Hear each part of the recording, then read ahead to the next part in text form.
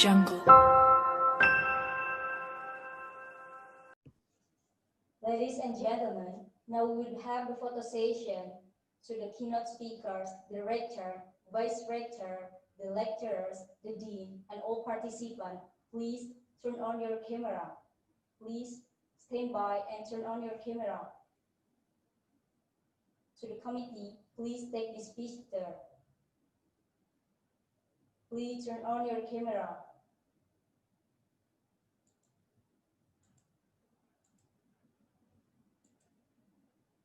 To the committee, please take this picture.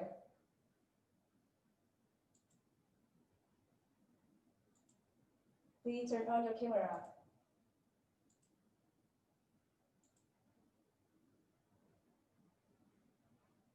Thank you. Ladies and gentlemen, now we come to the main session of today's event, the plenary session. There will be two plenary sessions with two assigned keynote speakers.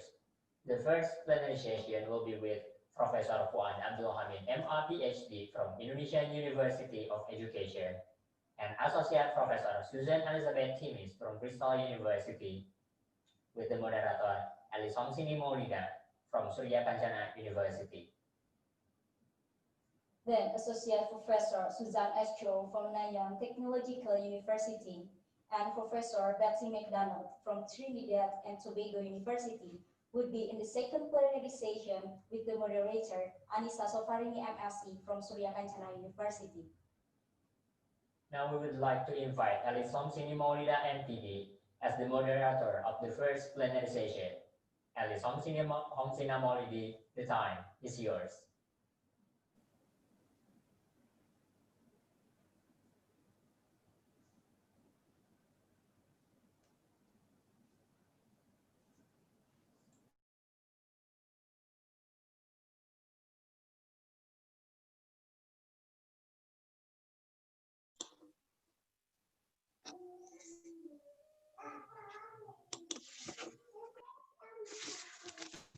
Okay, thank you to the MC of the house. Good morning, everyone. Assalamualaikum warahmatullahi wabarakatuh. Welcome to the first plenary sessions of iConnects 2021. Alice Molida is the moderator for this session. It's an honor to welcome Professor Fuad Abdul Hamied, MA Ph.D., our first speaker, who will present an interesting topic, embracing future education, a case of English as lingua franca in the Indonesia context. But before beginning the presentation, let me check the audio first. Please kindly type yes on the chat box if you can hear us well. Is the voice clear? Okay, thank you. Good to know. And also for the participant, please report any technical issues you may get by sending a private chat to the committee. You will notice the committee by searching the ones with the committee label written after their names. And to make sure the presentation runs smoothly, so I'd like also to share several things. The committee, would you mind to share on the screen some etiquettes? Thank you. So to all participants, please mute yourself by clicking the mute button at the very bottom left corner when the speaker is on the floor. Sharing screen and activating annotation from any kind of device during the session is strictly prohibited. You also may open your webcam with a virtual background of iConnects 2021 to let yourself feel engaged in the presentation. But if you decide not to appear in the video, please use an appropriate photo instead. When you enter the Zoom room, please use your real name. And if you have questions regarding the topics, you can drop your question in the private chat box to me as moderator. And don't forget to state your name along with your question. And then after that, we will randomly pick question from the chat box to be responded by the speaker in the question and answer session later. Now, let me introduce our speaker today. I would like to read his bio, or maybe the topic, would you? Thank you. Fuad Abdul Hamied is a professor of language education at Indonesia University of Education. Additionally, he is an executive director at Association of Southeast Asian Teacher Education Network. Also, he is a president of the Asian Association of Teachers of English as Foreign Language, or TEFL, Asia TEFL. Professor Fuad Abdul Hamied received his bachelor degree in English education from IKIP Bandung. Then he gained an MA and Ph.D. of in Asian from Illinois University, USA. He was in a distinguished career path. He was a chairperson of the Unit Council of Professors in UPI back in 2019. Also, he became a dean of the School of Postgraduate Studies at Indonesia University of Education, and many more. He started writing a book in 1988 about writing and published in the Open University of Indonesia. Since then, he has been actively writing and publishing a number of books specializing in education.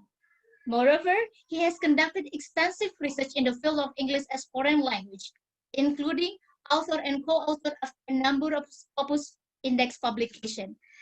To Professor Fuad Abdul Hamied, Fuad, the floor is now yours. Thank you.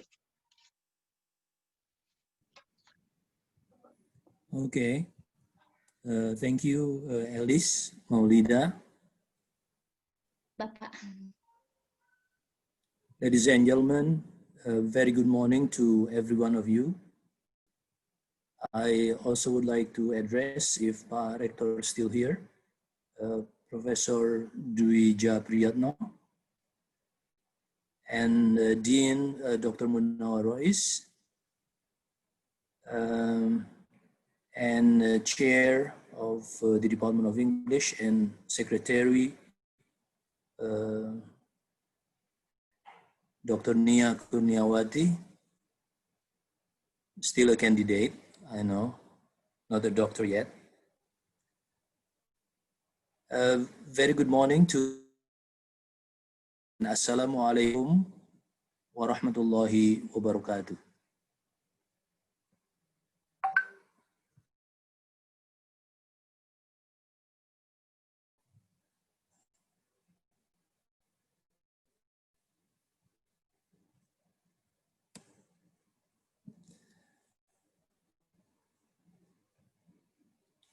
All right. First of all, of course, I'd like to for inviting me to this webinar. And had we not been experiencing the disruptive phenomenon from COVID-19, I actually would love to visit the campus of Suryakancana, because although it is very close from Bandung, but I have never been there myself. Ladies and gentlemen, my presentation is entitled, as requested by the committee, Embracing Future Education. And I'll be focusing on the case of English as a lingua franca in the Indonesian context.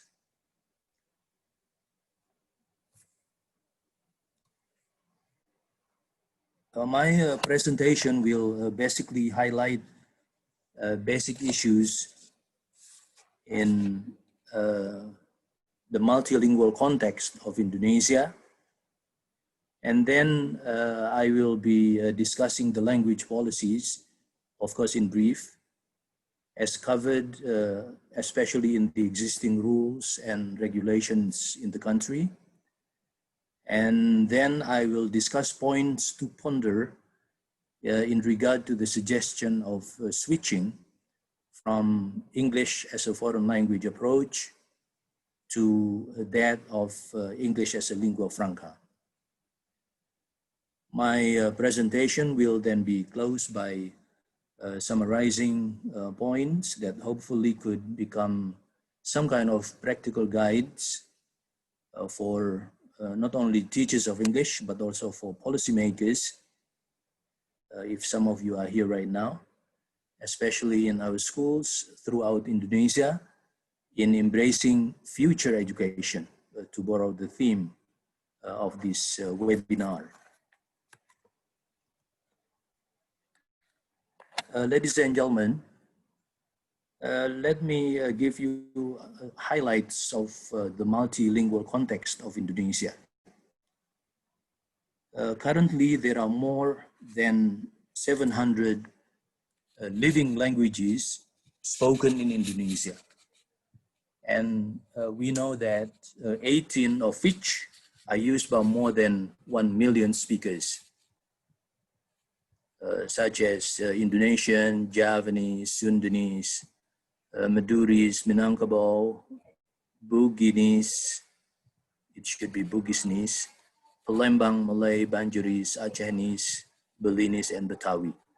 So those are big languages currently existing in Indonesia and spoken by each by more than 1 million. Even if we take a look at Javanese, the language is spoken by more than 80 million native speakers of the language. And Sundanese is spoken by 42 million speakers. So the Indonesian language is the official language in the country, but as the language is in constant contact with more than 700 local languages above, then we have varieties of Indonesian throughout the country. And this is very important in the context of looking into how language teaching situation in our country within and amidst the multilingual context. Take, for example, just to provide you with a slight flavor of how intricate the linguistic setting is in Indonesia, here is just a tinge of examples of how we say greetings for welcome and how are you in English in just 5 out of 700 languages. So when we say welcome in English, in Indonesian we say selamat datang. So here I would like to say selamat datang to speakers, plenary speakers from other countries like Professor Susan Elizabeth Tibis from Bristol, Professor Susan Chu from NIE Singapore, that's closest to us, and Professor Betty McDonald from University of Trinidad. So welcome, and we could also say Sugeng Rawu in Javanese, Wilujeng Sumping in Sundanese, Selamat Datang in Maduris, and Salamai Datang in Minangkabau. And when we say, how are you? In Indonesian, we say, apa kabar? In Javanese, we say, kados pundi wartosipun. And this is just a variety. There are some other varieties of how Javanese would be spoken to translate, how are you? In Sundanese, kumahadamang is a variety to say, how are you? In Maduris, derema kaber, and in Minangkabau, you say akaba. It looks to us that Minang language is probably the most efficient language among all others. Just by saying akaba, it means kadaspundi wartosipun in Javanese. Okay. And then the complexity of our multilingual situation in our country could also be looked at from the size of the population of Indonesia. Back in 2010, according to the 2010 national census, it was estimated to have reached 241 million. But and then the official census survey in 2015, it has indicated to us that it reached 258 million, over 258 million. And 58% of the population live on the island of Java. And this is, of course, the most populous island in the world. Java is the most populous island in the world. And despite a fairly effective family planning program that has been in place since 1967, if I'm not mistaken, Indonesia's population growth was above 1% for the decade ending in 2020. And at that rate, Indonesia's population is projected to equalize, if not surpass, the present population of the United States.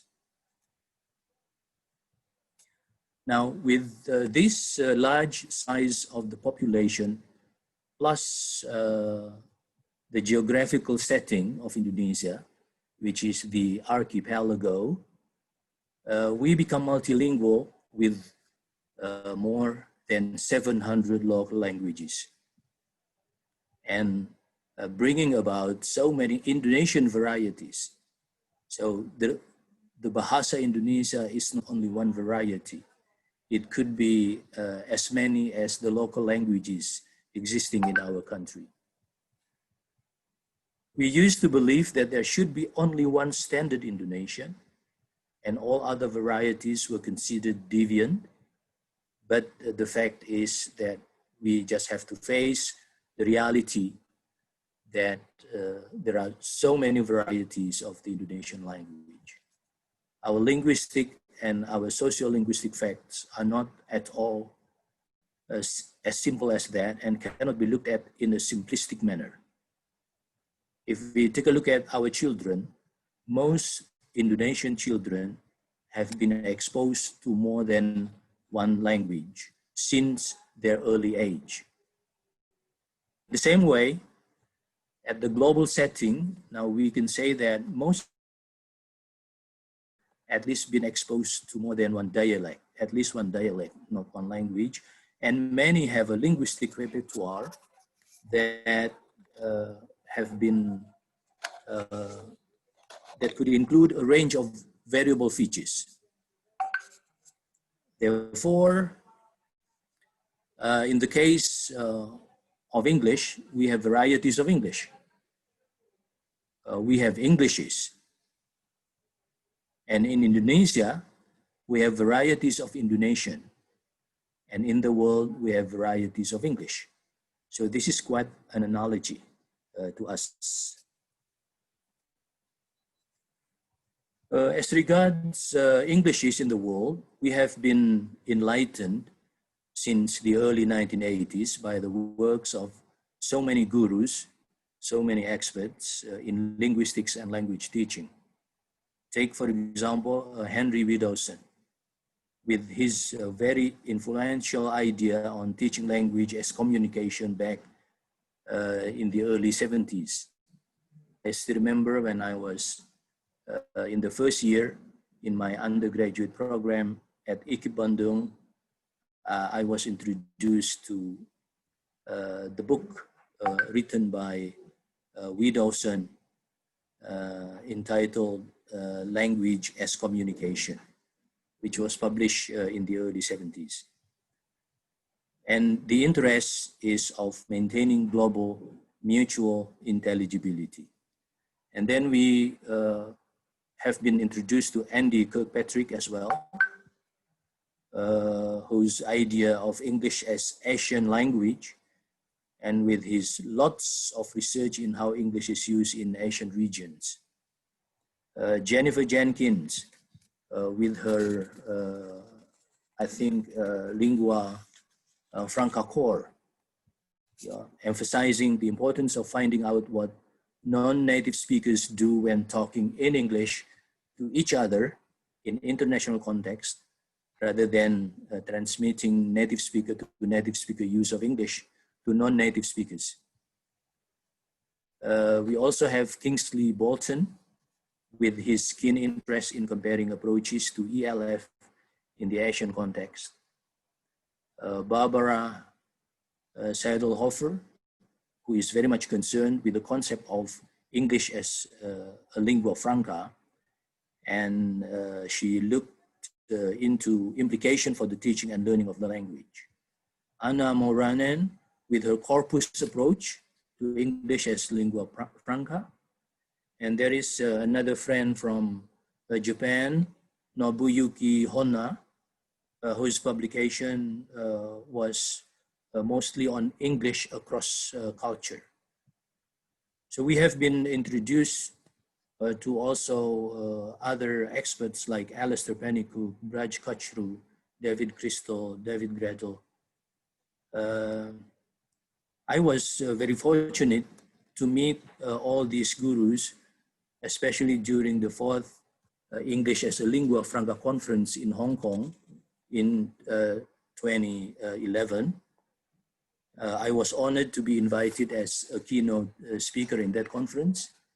And I can tell from conversation with them during tea time regarding various concepts of world Englishes. Of course, each in their own ways of looking into the phenomenon and in their own styles, in which basically they, in chorus, advocate diverse Englishes.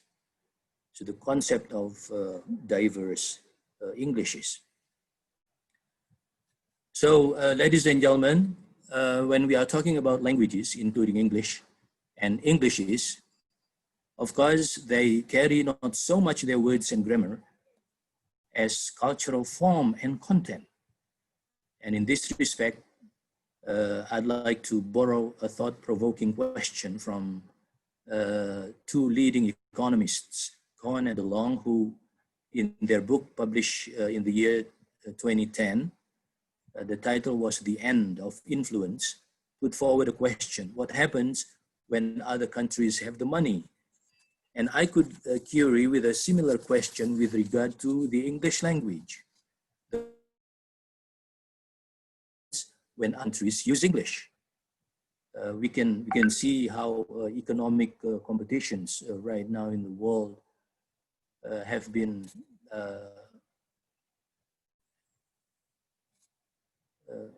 so interesting and so competitive because almost all countries are using English as the medium for introducing products and so on and so forth. So when English is now shifting, as a matter of fact, it has been since decades ago, from the UK and the US to other countries. So there will be losses of dominance of these two powerful English-speaking countries. Through English, we in the non-English speaking countries adopt different aspects of culture, including modernization. But remember, the culture of modernization can age quickly because it implies relentless novelty and especially the energetic creations of a society organizing around the practice and celebration of the mass consumption. Now, the key issue, ladies and gentlemen, is what we call effective interaction and improved understanding as the two key issues in use of Englishes. And as a consequence, identifying similarities and commonalities is more powerful than finding differences among language varieties, including in looking into which English is more powerful and better to be learned by non-native speakers of English. It has been shown in our daily life with languages that linguistic diversity and the status of particular varieties of the language juxtaposed with race, class, culture, and above all, historical circumstances. And according to a statistic, close to 1.5 billion users of English. So with this huge number of users, English has come into contact with various different languages.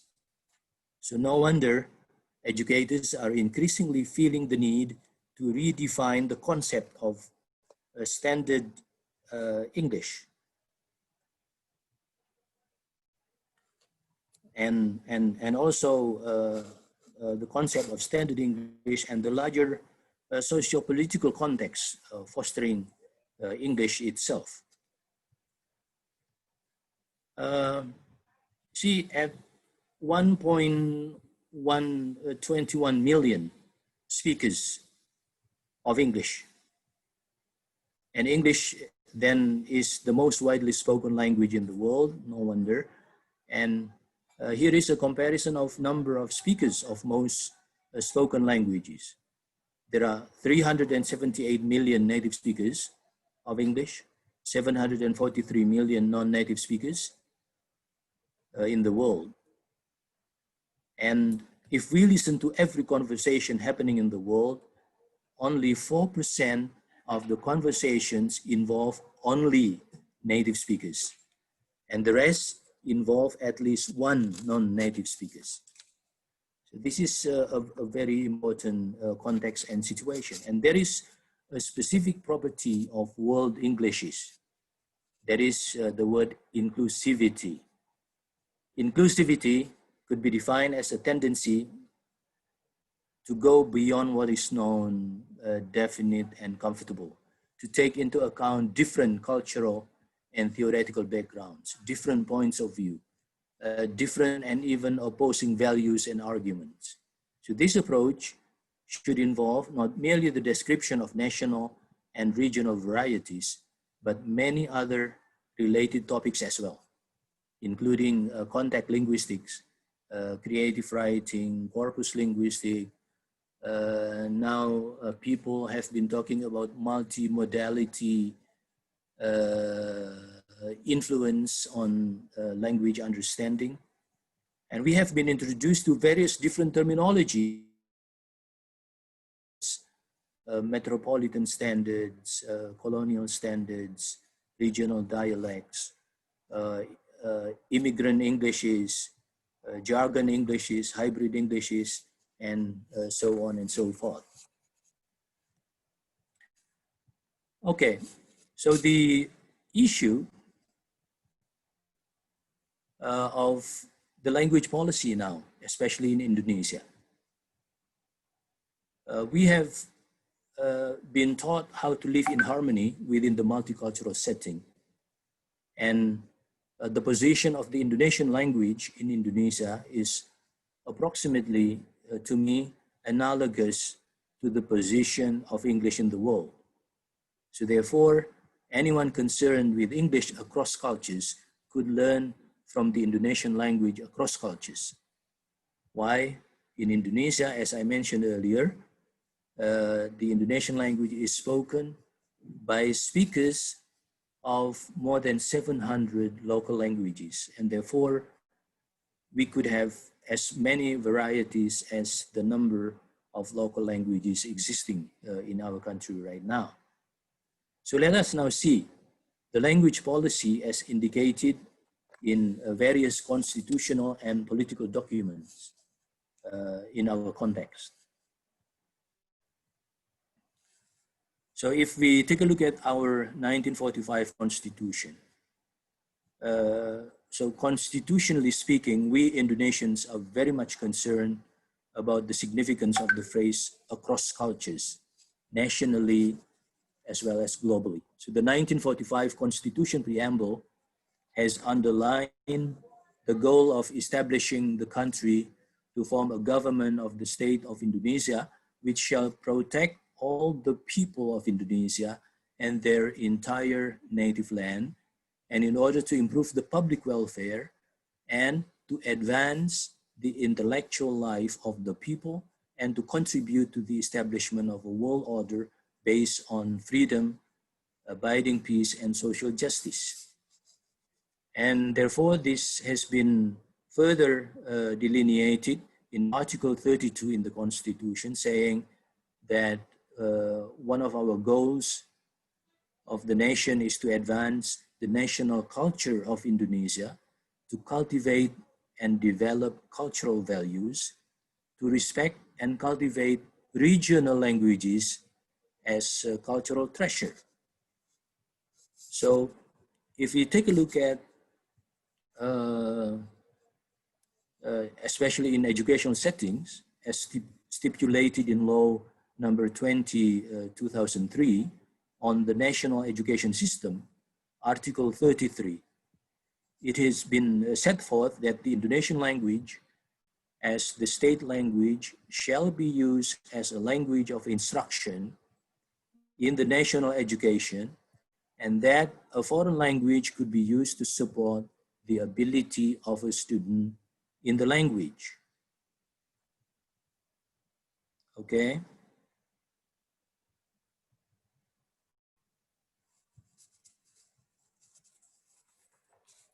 Law 24 on language, actually not only on language, but on language, flag, the Great Seal, and the national anthem, has given prominence to the status of the Indonesian language as a national official language to be used throughout the country.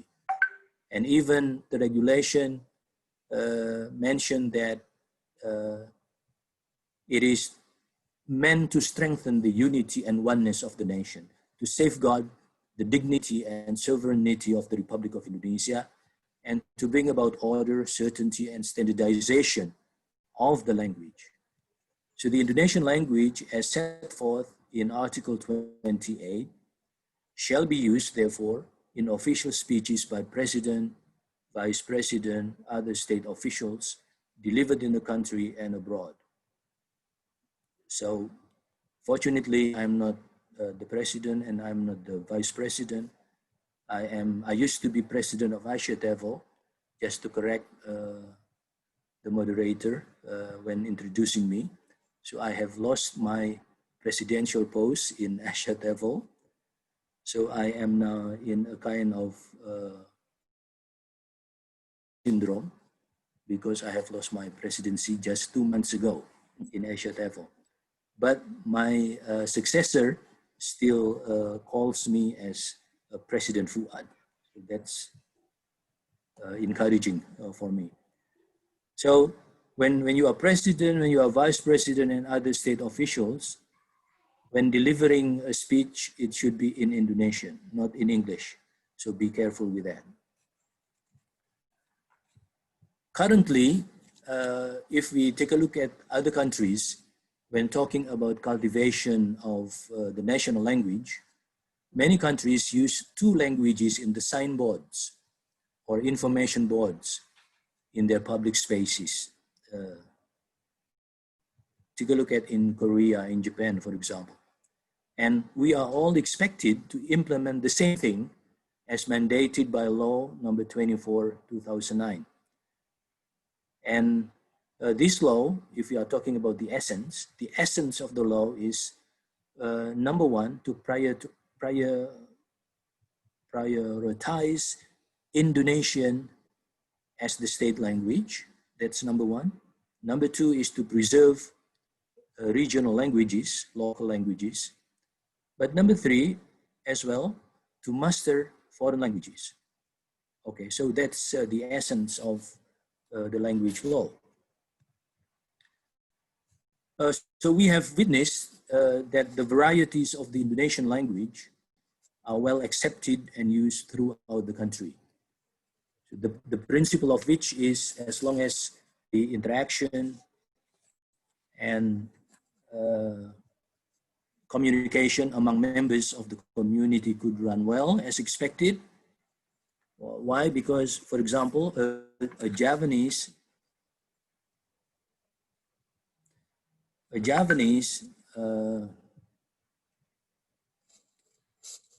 when talking to an Indonesian coming, for example, from West Java, would expect an Indonesian with a Sundanese variety. Likewise, a Sundanese talking to a Makassarese would expect an Indonesian with a Makassarese variety. So linguistic problems do arise in the beginning of the interaction. Very often, if I interact with a friend from Makassar, in the beginning, I lost some of the words they're spoken, even in Bahasa Indonesia. But and then, little by little, I could adjust myself to understanding each of the words spoken with that kind of variety. So linguistic problems do arise in the beginning of the interaction, but as interlocutors with different linguistic backgrounds, we could make necessary adjustments in our linguistic receptors so that communication could run and we could deal with any communication in Bahasa Indonesia in a smooth way. So when we are talking about exposure of the Indonesian people to different languages, yes, and this could be seen as a positive asset for acquisition of a new language, including English as a foreign language. Because as I mentioned earlier, every Indonesian tends to be bilingual and exposed to different languages. Since English has now become a global language, more and more Indonesian would be strongly motivated to learn English. So it is a positive asset for acquisition of a new language, being multilingual ourselves. So the issue of Englishes across cultures is not so much a matter of linguistic differences as a matter of effective cross-cultural understanding and interaction. And also the handling of Englishes across cultures is not so much a matter of rectifying pronunciation and intonation towards the standard as a matter of improved intelligibility, a matter of effective communication. But don't get me wrong in this context, especially to teachers of English. Intelligibility can only be reached when you get closer and closer to native-like proficiency. But you do not need to be precisely like native speakers when talking. You could still have your own Cianjuris variety of English in your pronunciation. But as long as intelligibility could be reached, as long as understanding and communication could be effective, you are okay.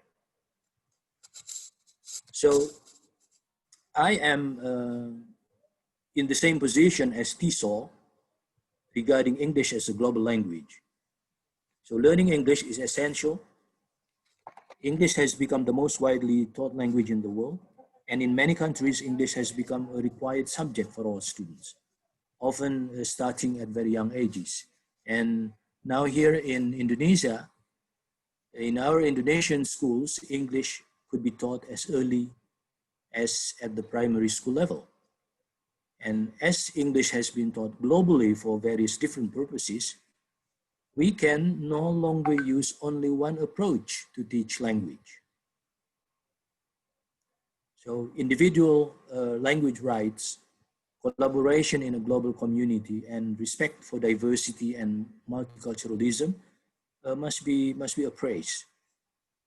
We teachers of English should encourage the recognition and appreciation of all varieties of English, including dialects, creoles, if any, and of course world Englishes. We have Singaporean English, Australian English, Philippines English. We should not advocate one and only one variety of English. EFL professional organizations and educational institutions should urge teachers to make informed decisions at local, regional, and or national levels, taking into account the purposes and context of use that are most relevant to their learners.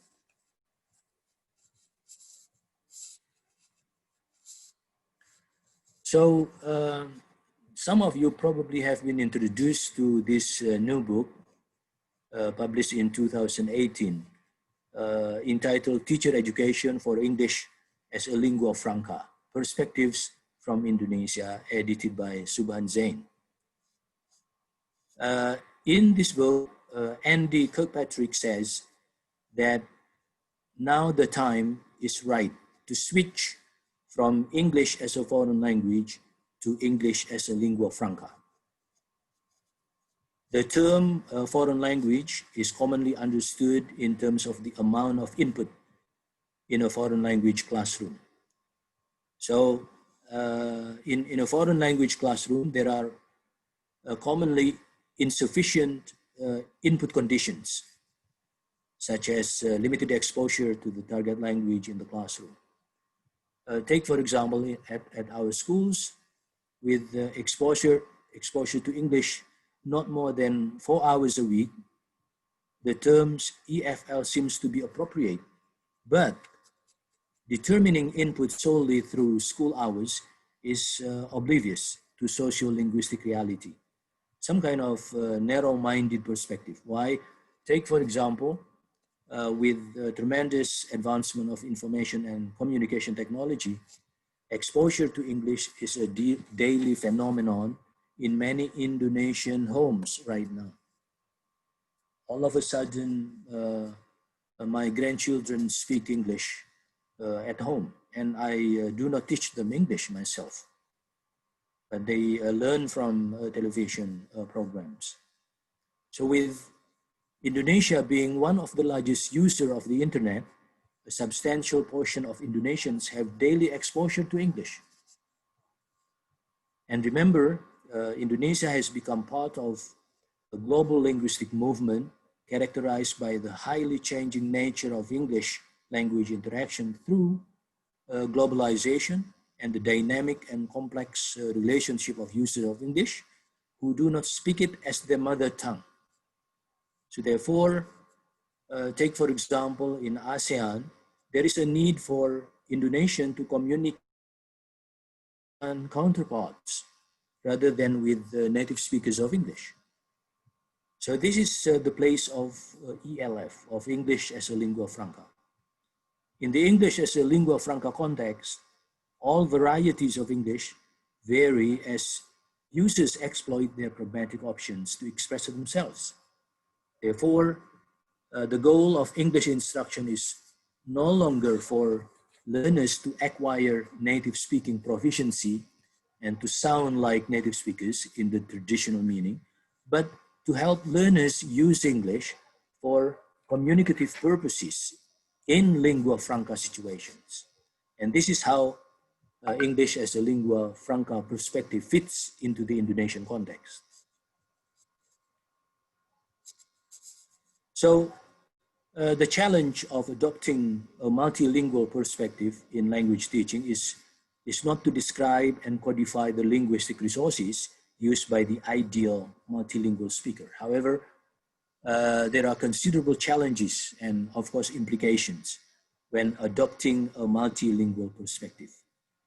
If the multilingual speaker is constructing his or her own norms, how can competence in the relevant languages be evaluated? So this is quite a challenge in English as a lingua franca. The concepts, for example, such as competent user, if you are talking about competent user of English as a lingua franca, what's the need and how to be operationalized when we are talking about assessment? So it was pointed out that there are contradictions in the policy of English language tests, which are supposed to be international, but which penalize internationally communicative forms of English. When talking about this, Jennifer Jenkins added, for example, that it was too early to give very specific criteria about ELF assessment. Now, more than a decade later, some progress has been made in the assessment of multilingual competence and ELF. Take, for example, in 2017, Gortez and Chenoz explained that multilingual assessment can refer to three possibilities of assessment type. Number one, he called a multilingualism approach towards comprehension. So this idea is to provide translations of the tasks and allow students to answer content questions in the language they feel more comfortable with.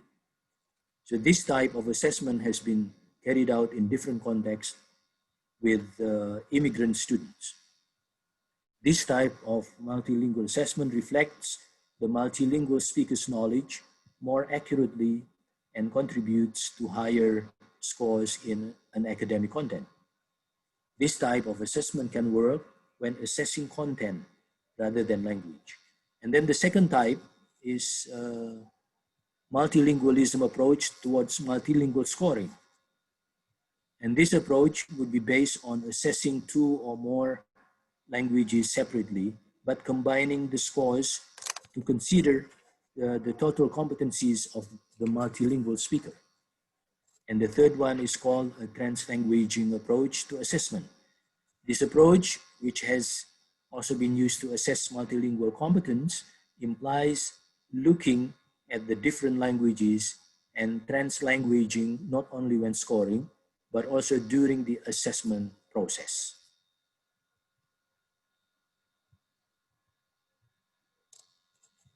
So there is a chapter in the book that I mentioned earlier, Teacher Education for English as a Lingua Franca.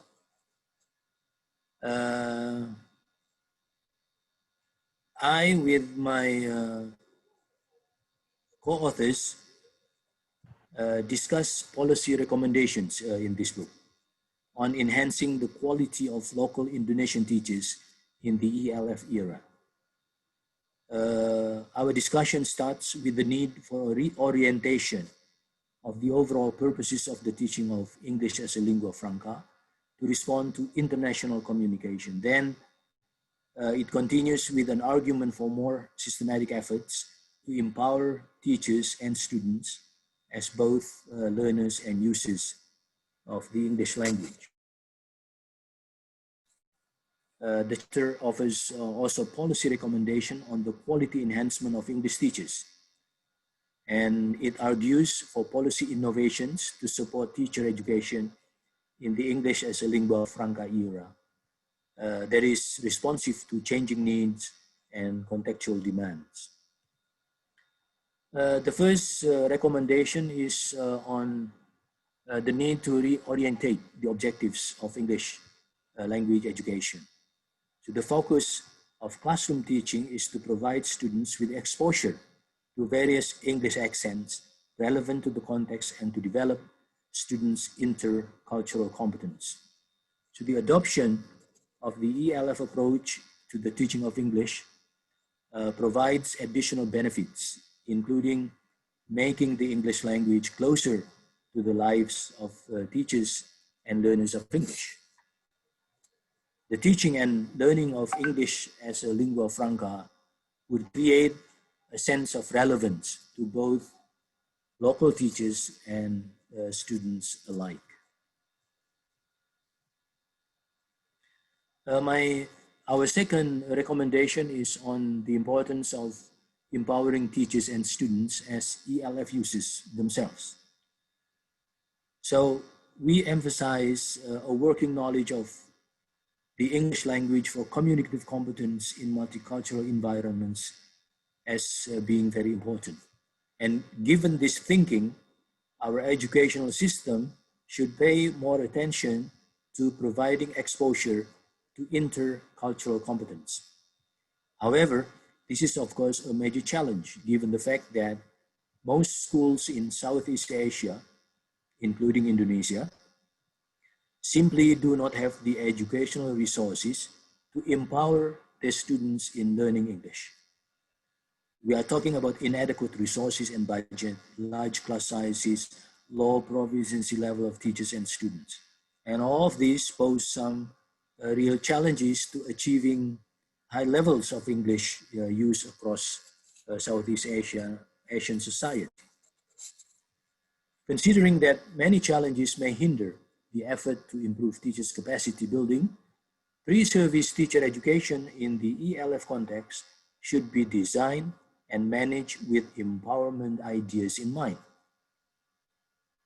Take, for example, upon completion of the pre-service teacher education program, Indonesia's teachers of English in the English as a lingua franca context should be able to manage their own professional development using intellectual and strategic resources available at their disposal. Our third recommendation is on developing policy on English teachers' proficiency. And bearing this in mind, the reorientation of teacher education program is to make pre-service student teachers familiar and conversant with English for teaching. And this pivotal point is motivated by the thinking that teachers in the ELF context should ensure that the proficiency is high enough to successfully discharge various important jobs embedded in their roles as instructors.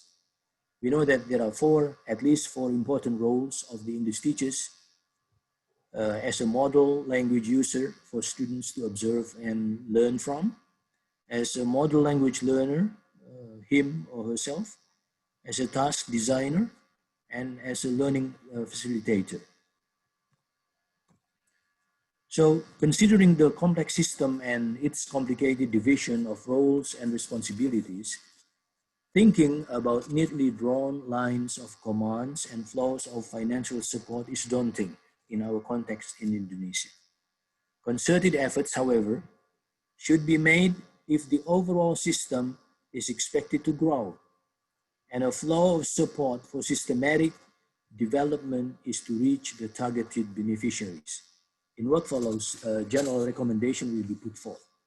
First, there is a need for an inter-ministerial agreement to tackle the complex educational realm in Indonesia.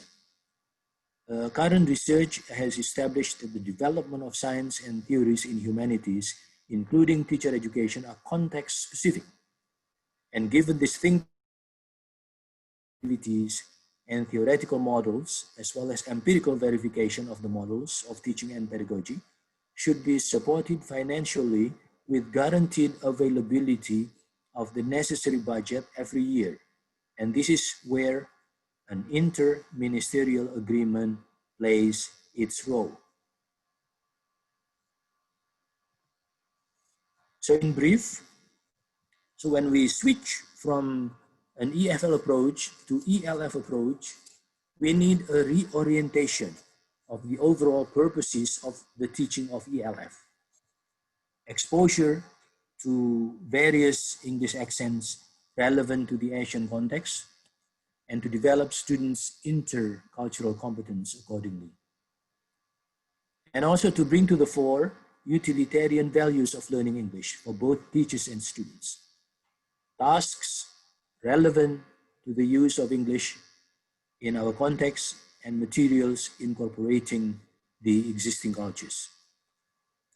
And then quality enhancement of English teachers, preparing prospective teachers to function effectively in multilingual contexts using an ELF framework.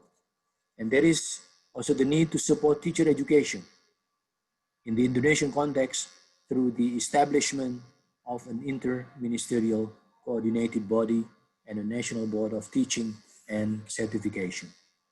So ladies and gentlemen, let me underline again the points that I have discussed in a multilingual setting such as Indonesia. So in a multilingual setting, teachers will be exposed to learners' variety of Englishes due to the influence from the variety or varieties of L1s, especially in the Indonesian context. So therefore, I would urge teachers of English in Indonesia to do your best in assisting our English learners to understand English and to get things across through English. As to the question of which English to teach, just make use of whatever variety of English you have acquired yourself and you feel comfortable with. So don't try to teach American English while you are not familiar with it. Don't try to teach British English while you are only familiar with Singaporean English, for example. English as a lingua franca should be understood as the use of the English language as a global means of inter-community communication. So it refers to any use of English among speakers of different first languages for whom English is the communicative medium of choice and often the only option. So goals of teaching that should be focused on is especially on how to get things across, how to understand and how to get understood, and not necessarily native-like English proficiency. So we need to develop more actively our teaching contents, which are replete with local cultures in our English classes. Why? Because we could get two birds with one stone. So number one, better improvement of the students' English will take place. And at the same time, their ability is enhanced to expose cultural, aesthetic, religious, socio-political experiences of the various ethnic groups to the global community. So another thing that should be kept in mind is the fact that Indonesia is a large archipelago with thousands of islands. And therefore, technologies, especially now digital technologies, become indispensable in the context of Indonesia. So we probably also need to underline the importance of English language skills for communication through digital technology. So that ends my presentation, ladies and gentlemen.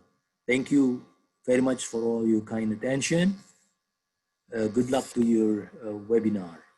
Wassalamualaikum warahmatullahi wabarakatuh. Thank you very much, Pak Fuad, for the amazing, meaningful, and insightful talk.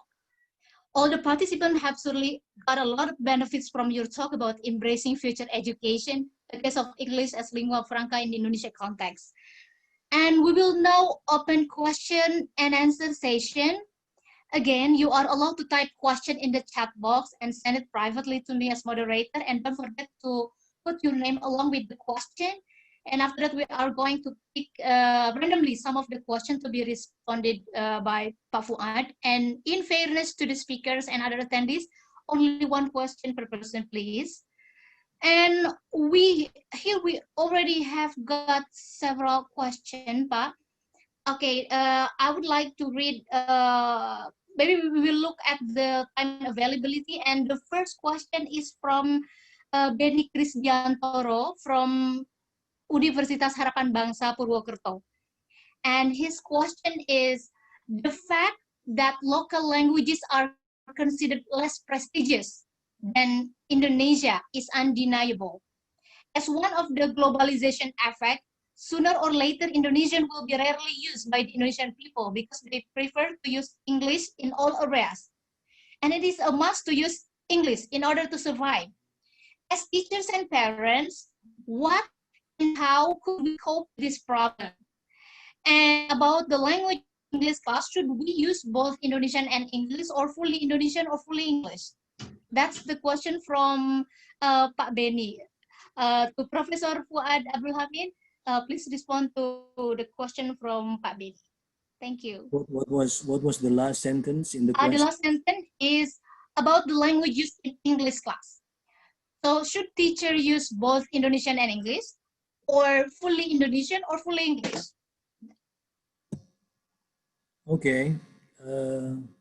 When you are talking about being prestigious and not being prestigious in looking into local languages and the Indonesian language as the national language as compared to English, it would depend on an individual way of looking into it. That is, although I am an English teacher, but in many meetings and gathering, I would emphasize the importance of using Bahasa Indonesia when it is for the Bahasa Indonesia context. And we know that Bahasa Indonesia has been so rich, and it could translate almost anything from English into Bahasa Indonesia if you are willing to do so. So three responsibilities as an Indonesian citizen as regards Bahasa. We need to cultivate local languages. We also need to strengthen our Indonesian language as the national language. And we also need to master English as a means for international transactions. So, and this probably would then relate to the last question from Pak siapa? Benny. From Pak Benny. That is, do we have to use English all the time in an English class? Or shall we use Bahasa Indonesia as well? The answer would be, it depends. It depends on what you teach. It depends on who you teach. That is the level of the students. And also it depends on how ready you are as English teachers to keep using English all the time. So there is some kind of specific skills in using the language for transaction in the classroom. You probably would say that teachers do not have sufficient number of vocabulary items to use English all the time.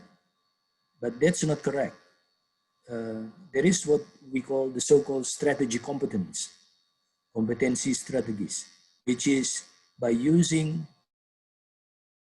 the minimum number of vocabulary items, but you still could connect and transact and communicate with your partners effectively. So it is, you could use English all the time, even when you teach to the elementary level students. But of course, you need to limit the number of the vocabulary items. And of course, you need to keep using all the words again and again. Accustomed to all the words being introduced. So my answer is, you have to take a look at the situation, and you should not forbid yourself not to use Bahasa Indonesia in the English classroom if it is needed, and if you consider that by using Bahasa Indonesia, the students would understand better, why not?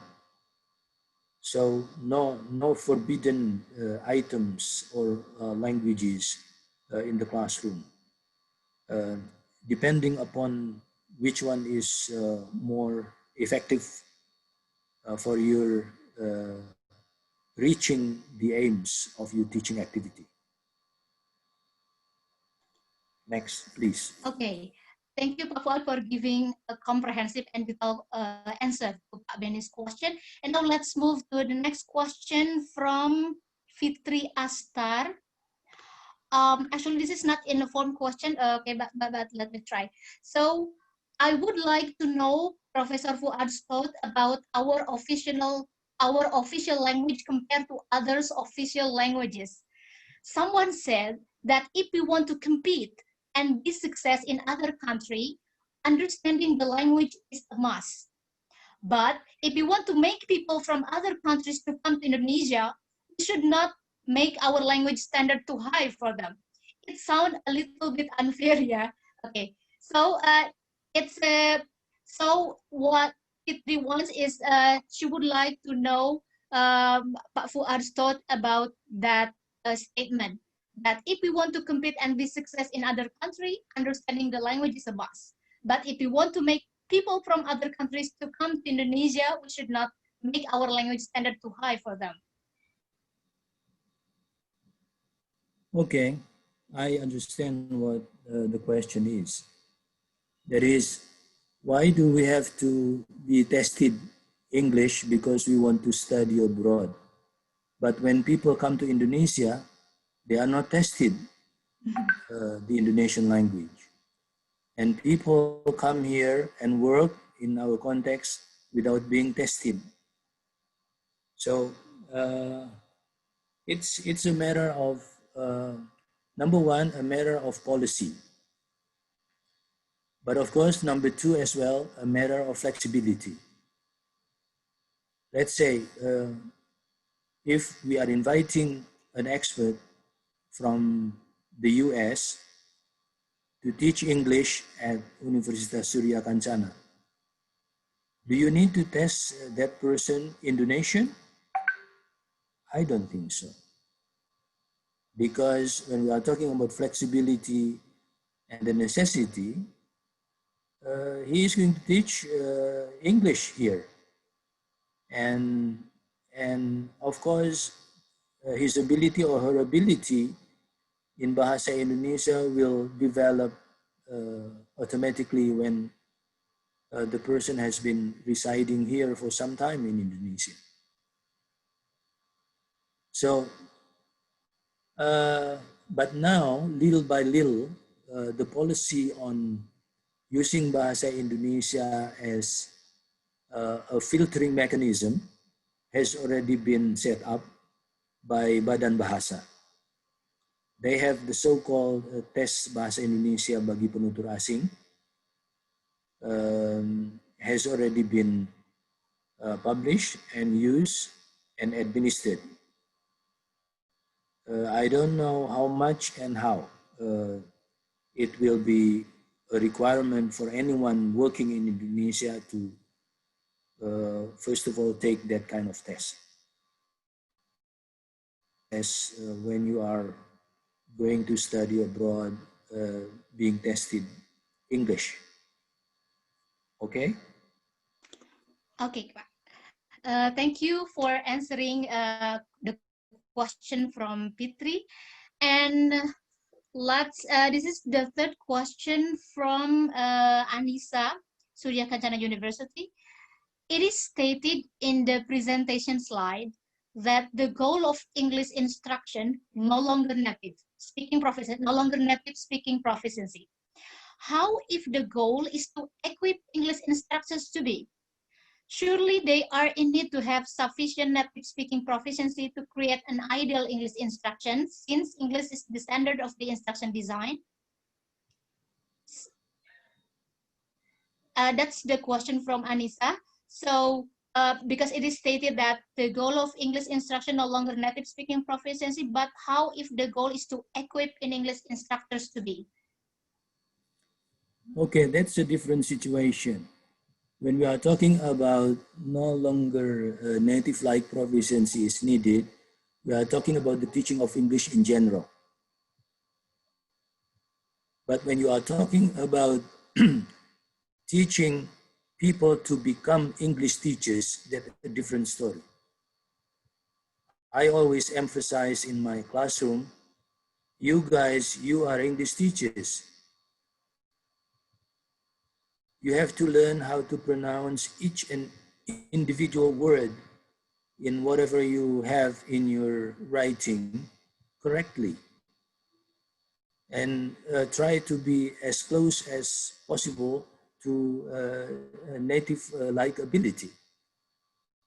Teachers need to be like that, and of course it could also be debatable depending upon the context again.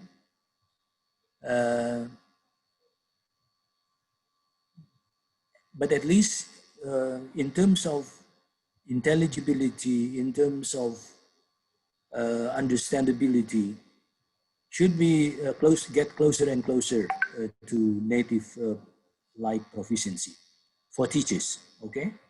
For teachers. And even more than that, teachers need to be familiar with varieties of Englishes.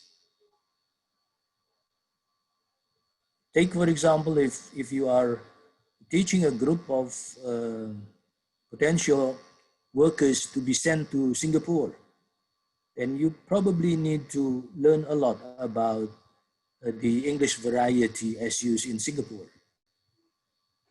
If you are sending nurses to Australia, then you teachers need to know better the variety of English as spoken by Australians.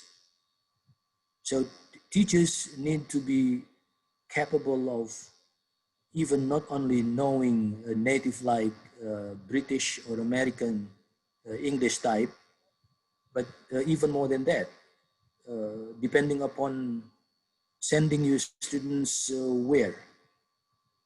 To Singapore, to the Philippines, to Australia, or to Bayong Bonggaru.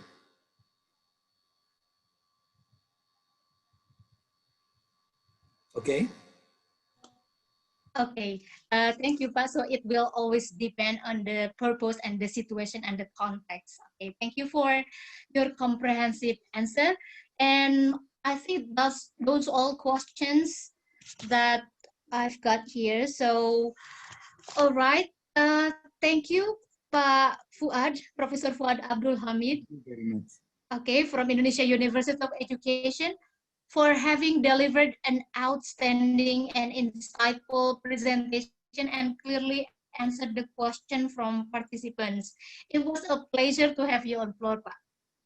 Okay. And for all participants, thank you for attending. Please make a round of applause for the keynote speaker, Pak Fuad, by typing clap, clap, clap in the chat box.